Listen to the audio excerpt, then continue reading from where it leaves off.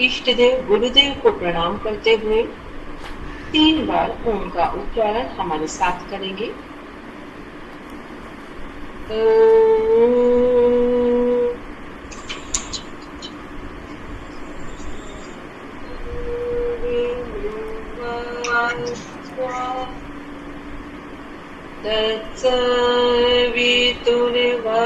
तत्सवितुर्वरेण्यं भर्गो देवस्य धीमहि धियो यो नः प्रचोदयात्। 3 बार ओम का उच्चारण करेंगे।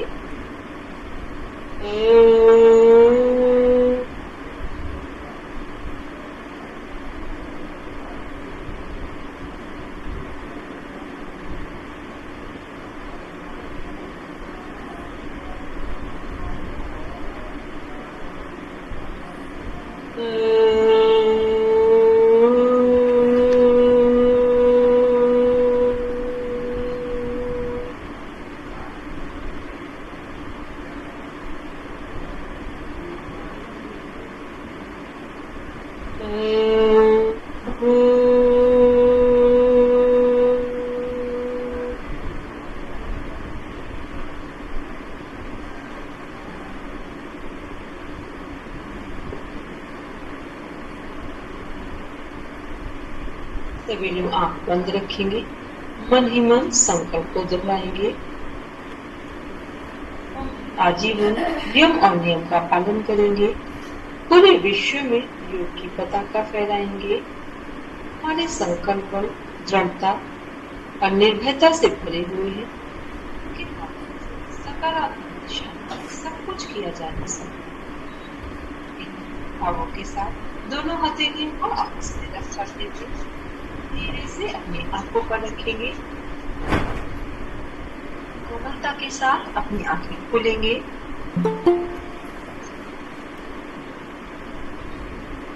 सभी को पुनः प्रणाम। कल हम लोग ने फिजियोलॉजी के संदर्भ में बात की। एक बार बॉडी का जो फॉर्मेशन है उसके बारे में समझना चाहिए। समझने का मतलब आपको बताना है, जिसको भी कंप्लीट हो। जो कल हम लोगों ने पढ़ा था कि बॉडी का फॉर्मेशन कैसे हो, केवल उस लाइन को कनेक्ट करेंगे।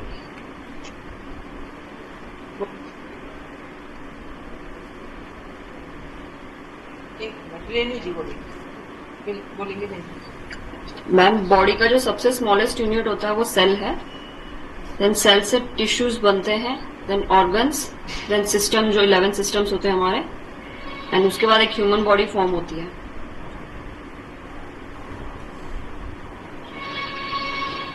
बोलेंगे विनोद जी।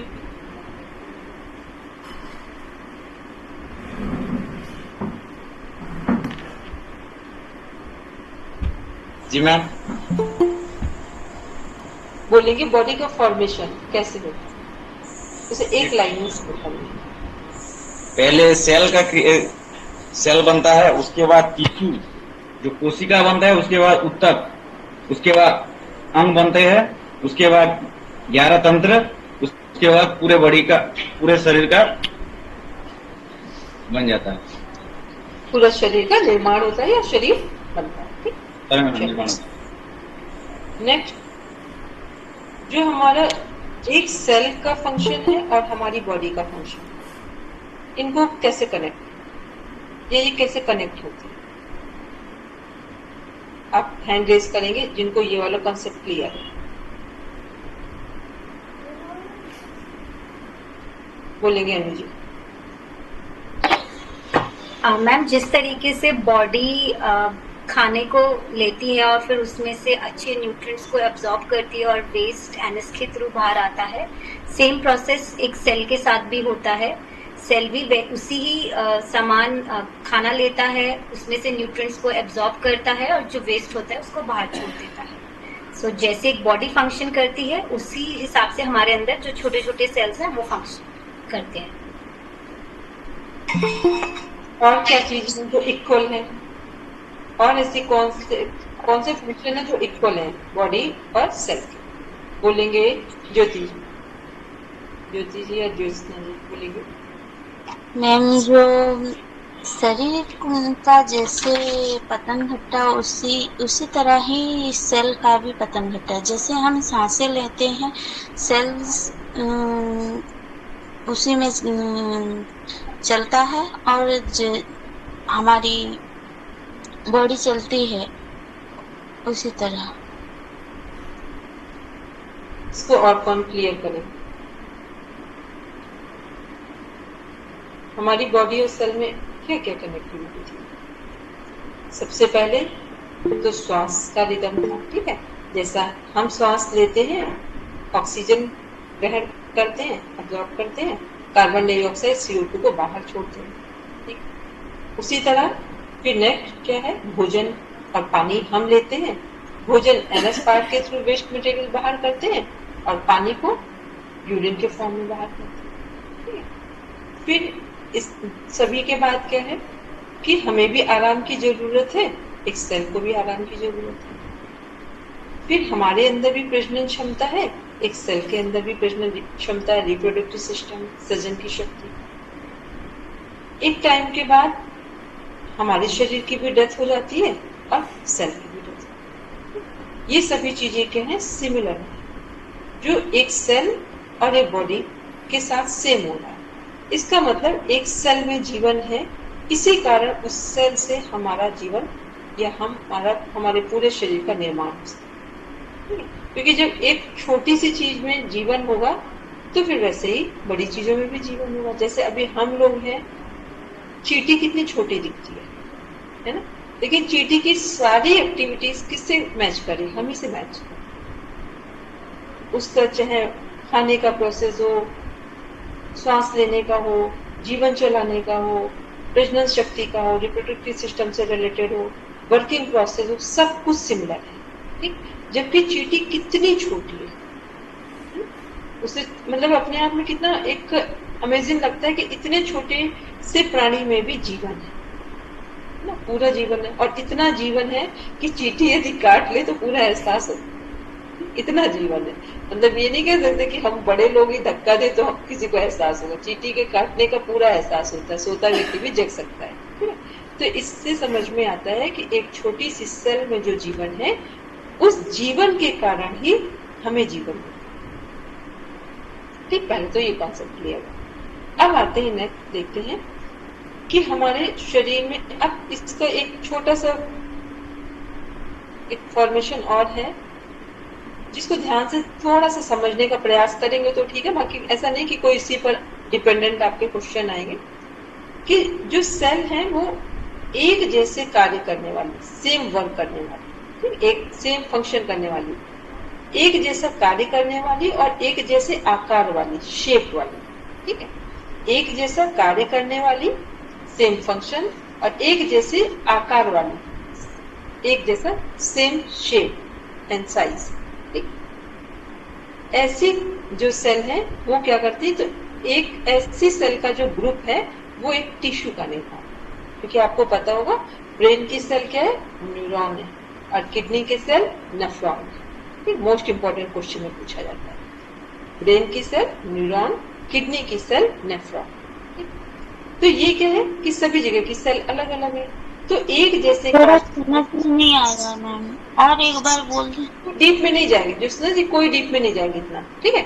इतना डीप में जाने की जरूरत, बस एक सिंपल सी बात हमने बोली, जिसको थोड़ा समझ आ रहा है उतना लिखेंगे। बाकी इस पर कुछ ऐसा नहीं कि आपके सारे क्वेश्चन उसी से कोरिलेट होंगे। जो ब्रेन है, नर्वस सिस्टम है, इसकी सेल का नाम है न्यूरॉन, ठीक। और जो हमारी किडनी है उसकी सेल का नाम है नेफ्रॉन।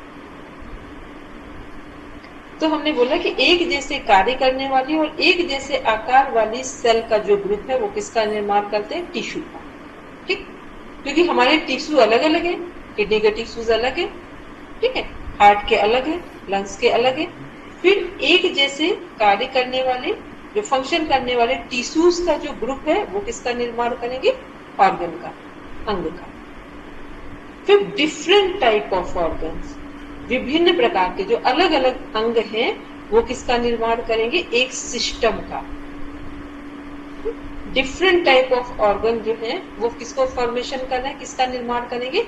एक सिस्टम का, एक तंत्र का करेंगे।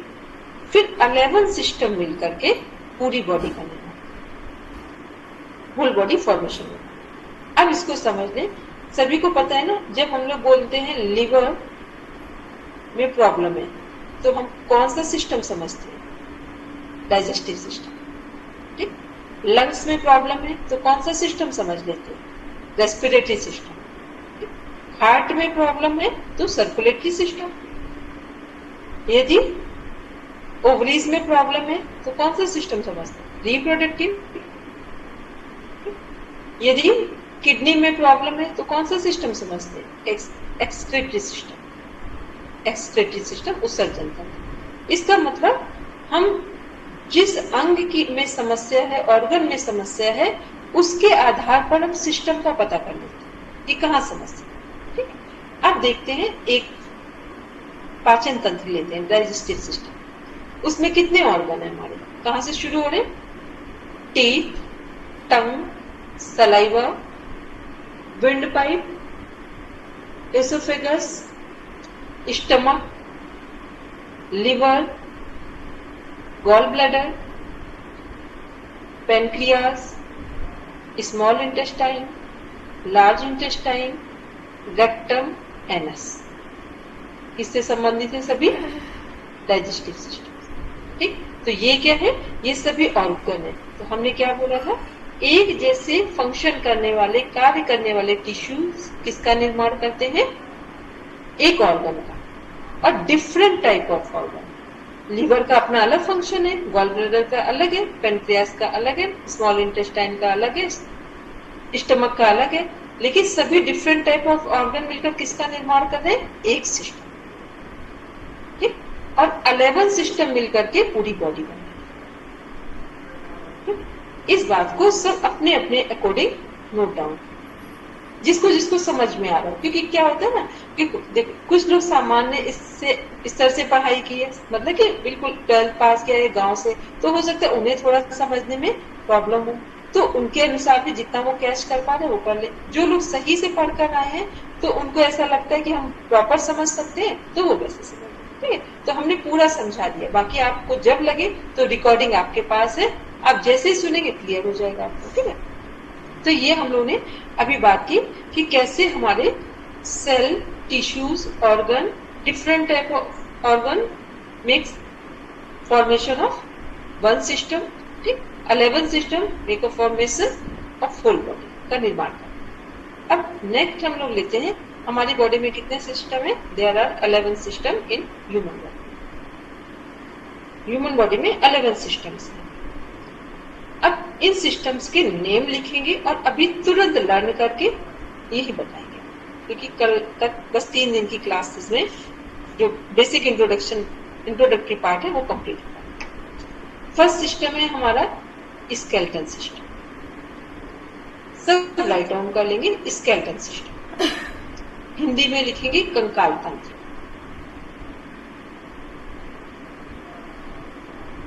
सेकंड लिखेंगे मस्कुलर सिस्टम। मस्कुलर सिस्टम, मांसपेशीय तंत्र। मांसपेशीय तंत्र। थर्ड स्किन सिस्टम, त्वचा तंत्र। स्किन सिस्टम, त्वचा तंत्र। फोर्थ नर्वस सिस्टम, तंत्रिका तंत्र।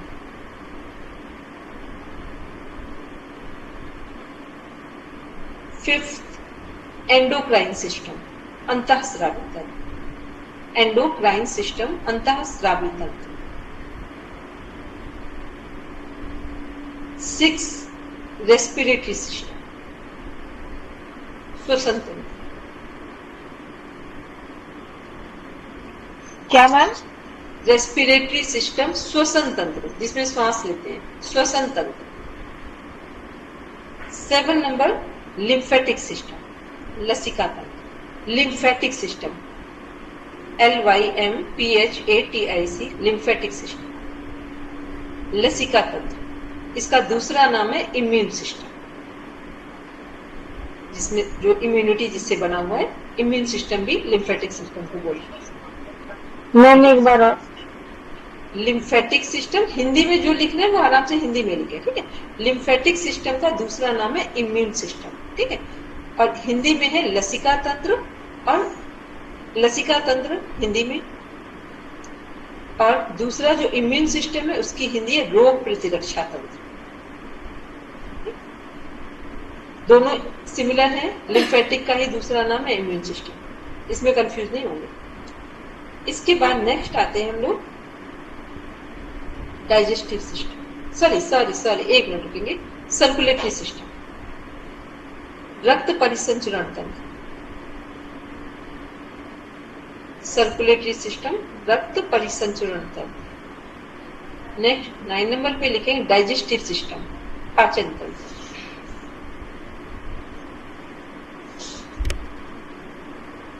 टेन नंबर पे है एक्सक्रेटरी सिस्टम, उत्सर्जन तंत्र। क्या मैम? उत्सर्जन तंत्र। एक्सक्रेटरी सिस्टम के 3 नाम, उनको वही लिख लीजिए। Urinary ma'am 10 system, number. एक मिनट अभी रुकेंगे, वापस हम दोबारा कनेक्ट करते हैं, ठीक है। एक्सक्रेटरी सिस्टम का नाम है यूरिनरी सिस्टम और renal system, RENAR, renal system.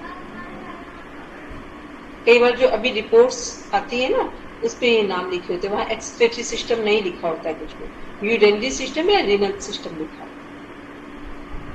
ऐसे जो हमने लिम्फेटिक सिस्टम बोला, वहां इम्यून सिस्टम लिखा होता है, इसलिए हमने वो नाम बोले।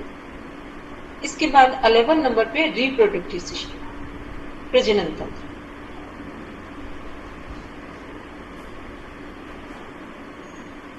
रिप्रोडक्टिव सिस्टम, प्रजनन तंत्र, ठीक है। चलिए अब एक बार रिवीजन करते हैं। फर्स्ट है स्केलेटन सिस्टम, कंकाल तंत्र, सब सही कर लेंगे अपना। सेकेंड है मस्कुलर सिस्टम, मांसपेशीय तंत्र। थर्ड है स्किन सिस्टम, त्वचा तंत्र। फोर्थ है नर्वस सिस्टम, तंत्रिका तंत्र। फिफ्थ है एंडोक्राइन सिस्टम, अंतःस्रावी तंत्र। 6 नंबर है रेस्पिरेटरी सिस्टम, श्वसन तंत्र। 7 नंबर है लिम्फेटिक सिस्टम, लसिका तंत्र, जिसको इम्यून सिस्टम भी बोलते हैं, इन हिंदी रोग प्रतिरक्षा तंत्र। सर्कुलेटरी सिस्टम, रक्त परिसंचरण तंत्र। फिर डाइजेस्टिव सिस्टम, पाचन तंत्र। एक्सक्रेटरी सिस्टम, उत्सर्जन तंत्र। एक्सक्रेटरी सिस्टम के 2 और नाम है, यूरिनरी सिस्टम और रीनल सिस्टम। इसके बाद लास्ट है रिप्रोडक्टिव सिस्टम। क्लियर? सभी के 11 हो रहे हैं? कहीं कुछ कंफ्यूजन तो नहीं आ रहा किसी का? हाँ हाँ मैम, जो उत्सर्जन तंत्र है उसके 2 पॉइंट कौन से बताएं? Renal system and urinary system. Urine होता है ना, किडनी से संबंधित है, एक्सक्रेटरी से, तो यूरिनरी सिस्टम और रीनल सिस्टम, ठीक है। चलिए अमित, कंप्लीट हो गया? सबने लिखा? ठीक है। चलिए अब एक बार 2 मिनट का टाइम दे रहे हैं हमको, 2 से 3 मिनट का टाइम दे रहे हैं। इन सिस्टम को तुरंत लर्न करके हमको यही सुना दें। सभी को लर्न करना है, कुछ लोगों से पूछ लेंगे।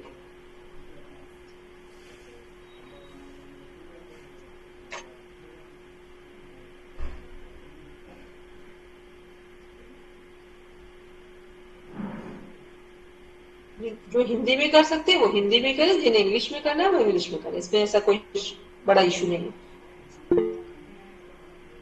बोलेंगे कृष्णा जी, बोलेंगे?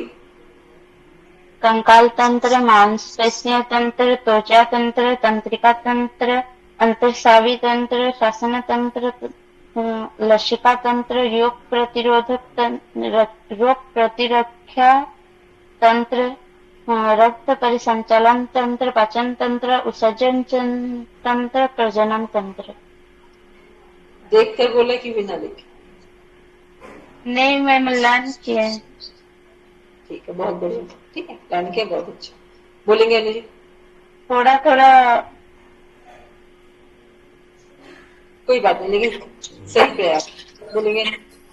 skeleton system, muscular system, skin system, endocrine system, um, lymphatic system, which is also called the immune system, um, digestive system, circulatory system, digestive system, excretory system, which is also called urinary and renal system, and the last one is reproductive system. I think I missed out one initially, na? Miss किया है, कहाँ किया देखो, तो check कर लो। Nervous system. ये बताओ, यदि नर्वस सिस्टम को हटा दे तो क्या बचेगा? हमारी बॉडी का सीपीयू क्या है? हमारी बॉडी का सीपीयू कहाँ है? यही है। और किसी को लर्न हुआ? एक दो लोग और देख ले जिनको लग रहा है लर्निंग हुआ है, फिर हम आगे कनेक्ट करेंगे, क्योंकि ये आपको लर्न करना ही पड़ेगा। ठीक है, ये लर्न नहीं होगा तो एनाटॉमी फिजियोलॉजी पढ़ने का कोई मतलब, लर्न भी हो और पता भी हो कि हमारे शरीर में कहाँ है। ठीक है, इन सब की जरूरत है।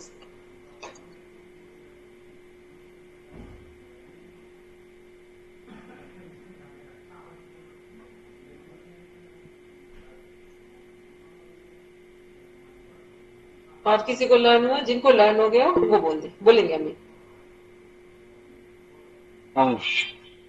Skeletal system, muscular system, skin system, nervous system, फिर एंडोक्राइन सिस्टम, फिर नर्वस सिस्टम, रेस्पिरेटरी सिस्टम, फिर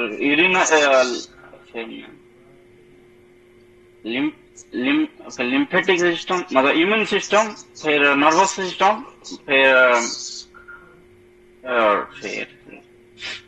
blood circulatory system, digestive system, reproductive system, और एक क्या है, और एक यूरिनरी सिस्टम में था वो। टोटल कितने हो गए? पता नहीं मैम। नहीं, ऐसे नहीं बताओ। सिस्टम हमारे ही अंदर है। नहीं तो ये हम समझे कि अमित के अंदर एक सिस्टम नहीं है। ठीक है, देखो पता है कुछ चीजें ऐसी होती है, हम इतने दिनों से पढ़ाते हैं, आज भी जब हम पढ़ा रहे होते हैं तो अपने फिंगर पे काउंट कर लेते हैं सीधे। कुछ चीजें ऐसी होती हैं जिसमें यदि आपने ये प्रोसेस नहीं अपनाई तो कहीं ना कहीं मिसिंग हो जाती है। ठीक है, तो इसलिए बस इसको रखेंगे। चलिए अब हम लोग बात करते हैं, इसको सभी लोग लर्न करके रखेंगे। ठीक, अब देखते हैं जो हमारे ये 11 सिस्टम है इसके बारे में समझते हैं। ये 11 सिस्टम में सबसे पहले स्किन सिस्टम, सॉरी हमारा स्केलेटन सिस्टम है, कंकाल तंत्र है। अच्छा, टोटल हमारे शरीर में कितनी बोन्स है? 206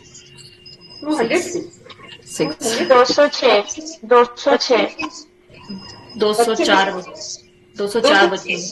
नहीं मैम 206 है। हाँ, 2 हड्डियां किसी की कम होगी। ठीक है, तो उसको योग से ठीक करना है, लाना है, दोबारा बनाना है। ठीक है, चलो अब 206 है, 206 है। ठीक है, चलिए बच्चों में कितनी होती है? जो नवजात शिशु होते हैं, बॉर्न बेबी, 300। जो नोट कर लेंगे, छोटी छोटी सी चीजें हमें पता भी होनी चाहिए, क्योंकि एनाटॉमी फिजियोलॉजी के बगैर तुम जीवित भी नहीं हो।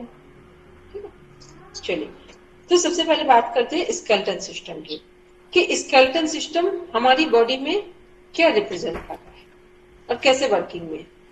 तो स्केलेटन सिस्टम क्या है? हमारी बॉडी का फ्रेम है। स्केलेटन सिस्टम हमारी बॉडी का फ्रेम है,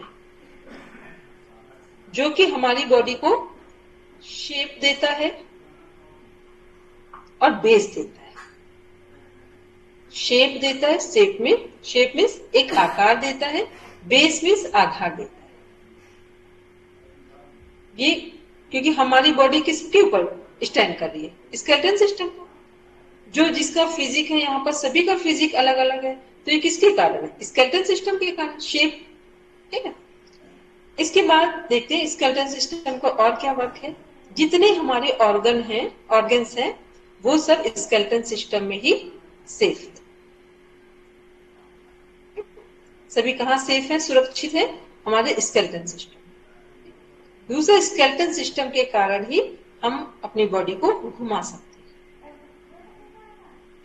फ्लेक्सिबिलिटी मसल्स का पार्ट है, लेकिन मूवमेंट किसका पार्ट है? Skeleton system, because of joints. Because of joints. ठीक है, तो ये हमने किसके बारे में देखा अभी? Skeleton system. फिर यहाँ पर दो चीजें हैं, लिगामेंट्स और टेंडन। लिगामेंट्स क्या है? बोन टू बोन कनेक्ट करते हैं, एक हड्डी से दूसरी हड्डी किससे जुड़ती है? लिगामेंट से। टेंडन क्या है? बोन टू मसल्स या मसल टू बोन। जो मसल से बोन को जोड़ रहे हैं वो टेंडन है, और जो बोन से बोन को जोड़ रहे हैं वो लिगामेंट। तो हमने ये किसके बारे में बात की अभी? स्केलेटन सिस्टम के बारे में। अब नेक्स्ट देखते हैं मस्कुलर सिस्टम, मांसपेशीय तंत्र। वो कैसे काम कर रहे हैं बोलेंगे? Ma'am bone to bone ligament, muscle to muscle, muscle to bone, muscle to bone tendon, tendon. इसके बाद हम लोग बात करें मस्कुलर सिस्टम की। मस्कुलर सिस्टम क्या है? हमारा मांसपेशीय तंत्र है। जो हमारा स्केलेटन सिस्टम कैसा है? हॉलो है। हॉलो मीन्स खोखला है, खाली है। तो स्केलेटन को फिल कौन करते हैं? हमारे मसल्स का। ठीक, मसल्स के द्वारा हमारे स्केलेटन को फिल किया जाता है, भरा जाता है। फर्स्ट वर्क है मसल्स का कि स्केलेटन को फिल करते हैं, भरने का काम करते हैं। उसके बाद हमारी बॉडी को एक सुरक्षा देते हैं। ठीक है, जो हमारे ऑर्गन है उनको एक सुरक्षा मिलती है। थर्ड है, हमारी बॉडी को ब्यूटी किससे मिलती है? सुंदरता किससे मिलती है? मसल्स। ठीक, मसल्स से ही एक व्यक्ति की सुंदरता का आकलन किया जाता है। लोग बोलते हैं ना मसल्स बढ़ा रहे हैं, मसल्स कम हो गए, कहाँ के मसल्स को इंक्रीज करना है, कहाँ डिक्रीज करना है। ठीक है, तो मसल्स क्या है? हमारी बॉडी की ब्यूटी को बढ़ाते हैं ये। और फोर्थ वर्क है मसल्स का, बॉडी में फ्लेक्सिबिलिटी देते हैं। जितना मसल्स हमारे फ्लेक्सिबल होंगे उतना ही हमारी बॉडी मूव करने में फील करेगी। तो ये हमने किसके बारे में देखा? मसल्स के बारे में। ये इन जो वर्क है ना, क्लास वर्क है, इसको कंप्लीट करके रखना है की नोट्स बनाकर। इसके बाद नेक्स्ट है स्किन सिस्टम, त्वचा तंत्र। स्किन सिस्टम क्या कर रहे हैं? जो हमारी मसल्स हैं उनको कवर कर, उन्हें ढकने का। मसल्स को कवर कौन करता है? हमारी स्किन करती है। तो मसल्स को सुरक्षा भी स्किन से ही मिल रही है, कवर हो रही है। दूसरा, स्किन से हमें क्या क्या बेनिफिट्स होते हैं? धूप, सर्दी, गर्मी, मौसम के सभी जो बदलते हुए मौसम का प्रभाव है उससे हमें सुरक्षा मिलती है।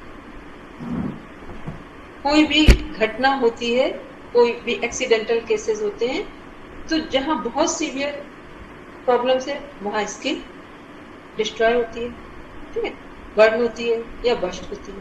लेकिन नॉर्मली क्या होता है कि स्किन के कारण हम सुरक्षित रहते हैं। यदि स्किन ना हो तब तो बहुत ज्यादा इंजरी हो जाए बॉडी में, बहुत सारे वुंड हो जाए, घाव हो जाए। तो स्किन के कार्य क्या है? एक तो मसल्स को कवर करना, सेकेंड मौसम के प्रभाव से सुरक्षा देना, थर्ड किसी भी एक्सीडेंटल केसेस में भी हमें सुरक्षित रखना। ये सब स्किन से संबंधित है। फोर्थ है हमारा नर्वस सिस्टम। नर्वस सिस्टम में हमारे जो नर्वस सिस्टम का वर्क है वो क्या है?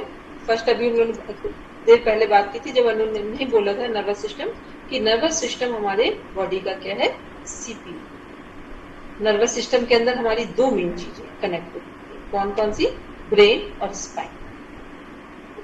ब्रेन और स्पाइन नर्वस सिस्टम में कनेक्ट। अब ब्रेन और स्पाइन की अपनी कनेक्टिविटी क्या है वो उसको समझ लेते हैं सभी। सपोज अभी ये पेन है, ठीक, कल भी हमने एग्जांपल दिया था, ये पेन है या ये एक पिन है, इसको उंगली में ऐसे लग गया धोखे से, तो जैसे ही लगेगा हम तुरंत रिएक्ट करेंगे, तुरंत, मतलब ऑन द स्पॉट। इसमें मतलब एक सेकेंड का भी टाइम नहीं लेंगे। जैसे ही पिन लगा तुरंत हाथ हटा लेंगे, फिंगर को हटा लेंगे वहां से। अब हमें ऐसा लगता है कि बस जैसे पिन चुभा और हमने तुरंत हाथ उंगली को हटा लिया, लेकिन ये फंक्शन हुआ कैसे उसको समझते हैं। जो हमारी स्पाइन है, जैसे ही पेन जो सुई है या पिन है जो चुभ रहा है फिंगर में, इसके में स्पाइन मैसेज देती है मोटर नर्व्स के थ्रू ब्रेन को समथिंग इज रॉन्ग। ब्रेन तुरंत डिसाइड करता है ऑन द स्पॉट कि सही है या गलत है, क्या प्रॉब्लम है, समस्या क्या है, हाथ उंगली को हटाना चाहिए या रखे रहना चाहिए। तो ब्रेन डिसीजन लेता है कि उंगली को हटाना चाहिए क्योंकि सुरक्षा चाहिए। ब्रेन का डिसीजन सेंसरी नर्व्स के थ्रू दोबारा स्पाइन में आता है। स्पाइन में जो मैसेज आता है ब्रेन का डिसीजन जो है, वो मैसेज जब स्पाइन को आता है सेंसरी नर्व्स के थ्रू, तो स्पाइन में जो डिसीजन आया है, स्पाइन के पास जो डिसीजन पहुंचा है, उसी डिसीजन के अकॉर्डिंग हमारी बॉडी रिएक्शन देती है, उसी के अकॉर्डिंग रिएक्शन देती है। अब ये सब प्रोसेसिंग देखेंगे, फंक्शनिंग देखेंगे तो बताने में काफी टिक्कर लग रहा है, ऐसा लग रहा है इतना सारा कुछ वर्क हुआ है तब हमें पता चला है, लेकिन हमारी बॉडी, हमारा ब्रेन इतना सेंसिटिव है, वो विद इन सेकेंड्स डिसीजन लेकर स्पाइन को दे देता है और बॉडी उसी के अकॉर्डिंग रिएक्ट कर देती है, ठीक है, और हम तुरंत से या सुई जो भी है, पिन है, उससे हाथ हटा लेते हैं। ऐसे ही जितनी भी चीजें हमारे जो 5 और कोई भी मैसेज जाता कैसे स्पाइन से ब्रेन को, 5 सेंस ऑर्गन्स के थ्रू। सेंस ऑर्गन्स हमारे क्या है, आईज, नोज, ईयर, टंग और स्किन। केवल यही 5 वेज हैं जिनके थ्रू स्पाइन मैसेज देती है ब्रेन को और ब्रेन रिप्लाई करता है स्पाइन और body according to spine decision reaction दे रही है। अब हम लोग देखते हैं कि जो हमारा ब्रेन और स्पाइन तुरंत रिएक्शन दे रहे हैं, हम उसके अकॉर्डिंग अप्लाई करते हैं या उसके रूल को, जो डिसीजन आया उसी को फॉलो कर लेते हैं।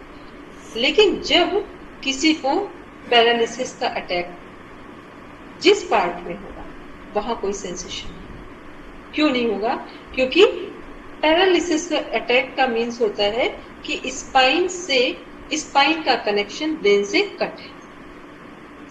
तो जब स्पाइन और ब्रेन का कनेक्शन ही कट है तो उस स्पाइन कोई मैसेज ले ही नहीं जा सकती है, क्योंकि स्पाइन मैसेज ले जाएगी तो ब्रेन तक पहुंचेगा, लेकिन जब स्पाइन और ब्रेन का कनेक्शन ही कट है तो मैसेज नहीं जाएगा। इसीलिए आपने देखा होगा जिस पार्ट में लोगों को पैरालिसिस का अटैक होता है वहां किसी भी चीज के सेंसेशन को वो फील नहीं कर पाते। नॉर्मली सभी लोग फील कर लेते हैं। इवन हम लोग सोते समय एक छोटा सा बाल भी, हेयर भी ना लिप्स के पास आ जाए तो अंधेरे में हम लोग फील कर लेते हैं कि हाँ कुछ है, और इतना भी फील कर लेते हैं कि बाल ही हेयर है। अब तुरंत हम लोग ये नहीं कि सुबह का इंतजार करेंगे, ठंड बहुत है तो हम सुबह इसको हटाएंगे, उसी समय हटाएंगे, मतलब क्योंकि हमारी बॉडी इरिटेट हो रही है, इरिटेशन फील कर रही है, इसलिए हम तुरंत हटाएंगे, ठीक है। तो इतना तो समझ आया सबको ना कि नर्वस सिस्टम का, ब्रेन और स्पाइन का कनेक्टिविटी क्या है, कैसे मोटर नर्व्स के थ्रू मैसेज जा रहा है, कैसे सेंसरी नर्व्स के थ्रू मैसेज आ रहा है और फिर बॉडी रिएक्शन कर रही है। नेक्स्ट है, इसके बाद नर्वस सिस्टम के बाद आता है हमारा, बोलेंगे नहीं मैम, मुझे एक चीज चेक करनी है आपसे, ये जो मसल मेमोरी वाला चीज होता है, is it also related to spine?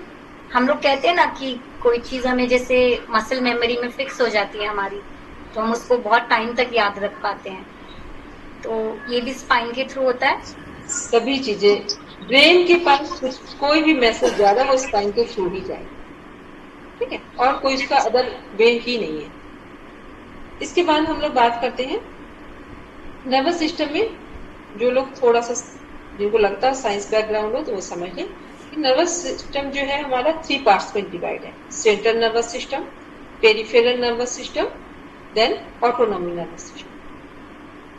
Central nervous system, peripheral nervous system, autonomy nervous system. Central nervous system Hindi में बताना, थोड़ा सा ध्यान करके बता। सेंट्रल नर्वस सिस्टम केंद्रीय तंत्रिका तंत्र, पेरिफेरल का थोड़ा सबको भी याद नहीं आ रहा है, याद आएगा तब हम बताएंगे, ठीक है। उसके बाद है ऑटोनॉमी नर्वस सिस्टम, स्वायत्त तंत्रिका तंत्र। पेरिफेरल का नहीं, अभी याद नहीं आ रहा, बिल्कुल हिंदी नहीं अभी याद, क्योंकि ये इंग्लिश में बात। अब इसको जैसे याद आ जाएगा तो हम बता देंगे, या फिर कोई एक बार सर्च करके देख लो।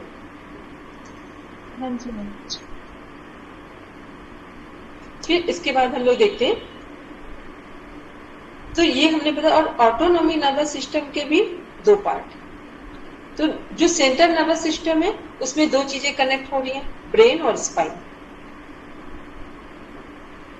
उसके बाद जो पेरिफेरल नर्वस सिस्टम है वो हमारे जितने भी हाथ पैर यहाँ पर जितने भी हमारे नर्व जा रहे हैं वो सब पेरिफेरल नर्वस सिस्टम से कनेक्ट। इसके बाद जो हमारा ऑटोनॉमी नर्वस सिस्टम है, स्वायत्त तंत्रिका तंत्र, इसमें के दो पार्ट हैं जिसको बोलते हैं हम लोग सिंपैथेटिक सिस्टम, पैरासिम्पैथेटिक सिस्टम। ये मोस्ट इंपॉर्टेंट है योग, ठीक। Sympathetic system, parasympathetic system. Sympathetic system क्या है? जो हमारा ब्रेन है। सिंपैथेटिक ये पेरिफेरल किससे बोली ना? नर्वस सिस्टम, इसकी जो नर्व्स हैं वो हमारे हाथ पैर इस यहाँ पर जा रही है, ठीक है, बैक से सब डिवाइड हो रही है नीचे। उसके बाद जो हमने बोला autonomy nervous system, sympathetic system उसका एक पार्ट है, दूसरा पैरासिम्पैथेटिक। सिंपैथेटिक क्या है? जो हमारा राइट ब्रेन है, ठीक। पैरासिम्पैथेटिक लेफ्ट ब्रेन को कनेक्ट। तो जितने भी हम प्राणायाम करते हैं उनका इफेक्ट कहाँ आता है? हमारे ऑटोनॉमी नर्वस सिस्टम में, क्योंकि दोनों ब्रेन एक्टिवेट होते हैं, लेफ्ट एंड राइट, ठीक है।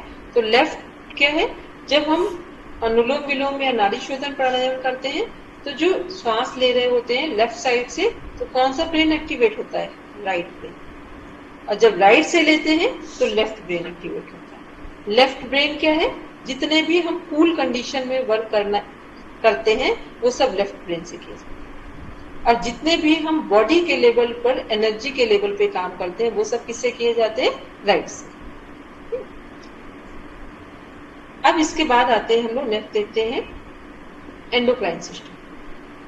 एंडोक्राइन सिस्टम क्या? अंतःस्रावी तंत्र। इसमें जितने हमारे ग्लैंड्स हैं, ठीक है, ग्लैंड्स हमारे ऐसे 7 हैं, लेकिन 2 ग्लैंड्स को अलग किया गया है। फर्स्ट है, इस पे लिखेंगे, लिखना चाहे तो लिख लीजिए। फर्स्ट ग्लैंड है हमारा हाइपोथैलेमस एंडोक्राइन सिस्टम के अंदर। सेकंड है पिनियल ग्लैंड। थर्ड है पिट्यूटरी ग्लैंड। फोर्थ है थायराइड ग्लैंड। फिफ्थ है पैराथायराइड ग्लैंड। 6 नंबर पे है थाइमस ग्लैंड। 7 नंबर पे है पेनक्रियास। हम थोड़ा रिपीट कर दीजिए। अच्छा, 1 मिनट पूरा कंप्लीट कर दे फिर वापस आते हैं, ठीक है। 7 नंबर पर है पेनक्रियास। 8 नंबर पे है हमारा एड्रिनल ग्लैंड। एड्रिनल ग्लैंड्स हैं क्योंकि 2 हैं, किडनी 2 हैं, तो किडनी के ऊपर ही ये दोनों ग्लैंड्स हैं। तो 2 किडनी है तो 2 ही ग्लैंड्स हैं, ठीक है। एकमात्र यहीं पर 2 ग्लैंड्स हैं, adrenal glands, because of there are 2 kidneys. इसके बाद रिप्रोडक्टिव सिस्टम में जो ग्लैंड है वो है आपकी gonad gland, GONAD, gonad gland.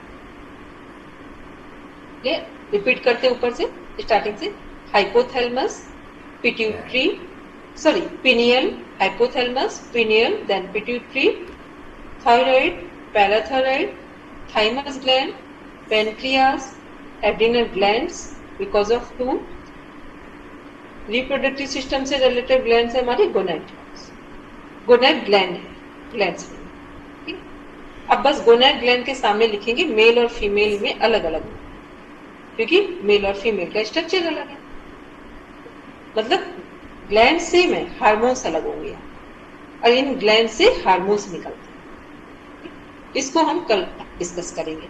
आज हम लोग अभी कर रहे थे कि एंडोक्राइन सिस्टम में क्या है, हमारी ग्लैंड्स आती है, ठीक है। तो ये 9 ग्लैंड्स हैं और इनके कल हम लोग हार्मोन डिस्कस करेंगे और उनका टारगेट एरिया और उनसे होने वाली डिजीज की बात। इसके बाद आते हैं रेस्पिरेटरी सिस्टम। रेस्पिरेटरी सिस्टम में कौन क्या है? हमारे जो मेन ऑर्गन है लंग्स, वो भी 2 हैं, ठीक। लंग्स हैं, कहां से स्टार्ट हो रहे हैं? Nose, pharynx, larynx, trachea, nose, pharynx, larynx, trachea जिसे विंड पाइप बोलते हैं। उसके बाद ब्रोंकाई, ब्रोंक्यूल्स जो लंग्स के अंदर है, और लंग्स तो मेन है, उसी के अंदर ये प्रोसेसिंग चल रही है। उसके बाद लास्ट वाला जो पार्ट है उसे बोलते हैं एल्वियोल्स, ठीक। जहां पर गैसेस एक्सचेंज होते हैं, ऑक्सीजन कार्बन डाइऑक्साइड में कन्वर्ट होते हैं, एल्वियोल्स। और फिर जो डेड लाइन है जिसे बॉर्डर लाइन बोलते हैं उसका नाम है डायफ्राम। ये क्वेश्चन पूछा जाता है, ठीक, कि डायफ्राम जो बॉर्डर लाइन है जहां से रेस्पिरेटरी सिस्टम खत्म हो रहा है और डाइजेस्टिव सिस्टम स्टार्ट। इसके बाद हम लोग देखते हैं, तो ये समझ रहे हैं कि ये हमारा रेस्पिरेटरी सिस्टम है और एल्वियोल्स वो जगह है, वो गुच्छे हैं बलून के जहां पर गैसेस, जब हम ऑक्सीजन लेते हैं श्वास में तो वो ऑक्सीजन वहां पर लेने के बाद पूरे शरीर में ऑक्सीजन चली जाएगी ब्लड के थ्रू, और फिर जो ब्लड में से जो प्यूरिफिकेशन, जो इम्प्यूरिफाइड ब्लड है, इम्प्यूरिफाइड ब्लड मीन्स जो हमारा CO2 से टच में ब्लड है वो उन्हीं एल्वियोल से बाहर आ जाए, ठीक। तो जब हम श्वास छोड़ेंगे तो कार्बन डाइऑक्साइड बाहर आ गई, तो गैसेस एक्सचेंज कहाँ होते हैं, एल्वियोल्स में जाते हैं। इसके बाद नेक्स्ट आते हैं लिम्फेटिक सिस्टम। लिम्फेटिक सिस्टम को इम्यून सिस्टम भी बोलते हैं, लसिका तंत्र, रोग प्रतिरक्षा तंत्र। इसमें हमारे जितने ब्लड फॉर्मेशन है, ब्लड सेल्स हैं, वो आते हैं। कौन कौन से ब्लड सेल्स है हमारी, RBC red blood cell, WBC white blood cell, platelets, then plasma. RBC, WBC, platelets, plasma. Platelets क्या है, जो खून का थक्का बनता है जिसके कारण खून बहने से रुकता है, प्लेटलेट्स। प्लाज्मा क्या है, जो ब्लड में एक पार्ट है वो प्लाज्मा है, ठीक। ब्लड के अंदर ही लिक्विड जो ब्लड है बस वही है, उसी में हीमोग्लोबिन वगैरह उसी में कनेक्ट होता है प्लाज्मा। तो ये हम लोगों ने देखा इसके बारे में, लिम्फेटिक सिस्टम के बारे में। और व्हाइट ब्लड सेल क्या है, ये RBC कम होंगे तो एनीमिक हो जाएंगे लोग, ठीक, हीमोग्लोबिन कम होता है। आइडियल हीमोग्लोबिन क्या है, फीमेल का है 12 to 14 और मेल का है 14 to 16। इसके बाद हमारा जो WBC है, इन्हें क्या बोलते हैं हम लोग, WBC को बोलते हैं एंटीबॉडीज। मेल का बोलेंगे हेलो मैम मेल का कितना, मेल का 14 to 16 पॉइंट्स आइडियल हीमोग्लोबिन है, जी ठीक। फिर हम लोग जो बात मैम कर एक रहे बार फीमेल, हैं, सब आराम से सुनेंगे, ठीक है। जो फीमेल का है आइडियल हीमोग्लोबिन 12 to 14 पॉइंट्स, 12 से 14 पॉइंट, ठीक है। मेल का है 14 to 16 पॉइंट, 14 से 16। अब हम लोग बात कर रहे थे कि WBC के एंटीबॉडीज हैं।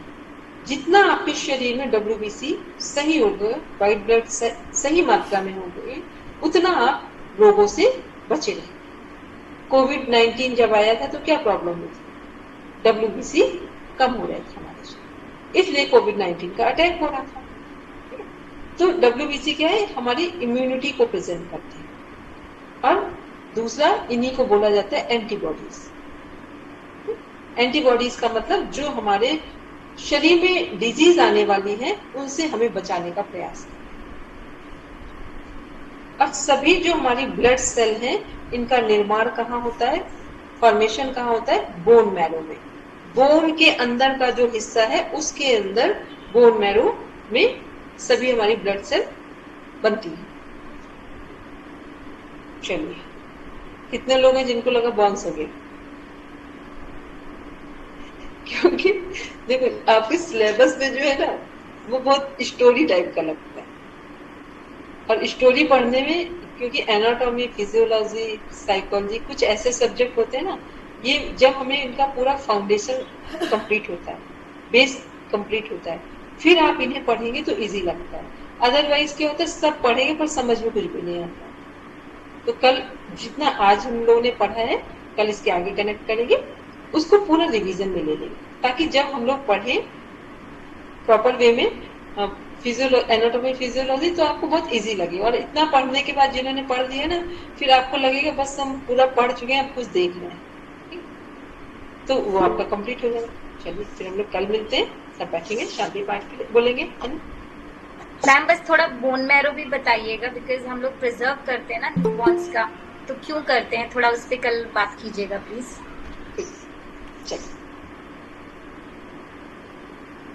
ओम शांति शांति शांति सर्वारिष्ठ सुशांतिर्भवतु। Now let your palms touch your eyes, then open your eyes. सभी को प्रणाम, शुभ रात्रि। प्रणाम मैम। प्रणाम मैम। जी प्रणाम जय श्री कृष्ण सर। सर, प्रणाम, जय श्री कृष्ण सर। आपको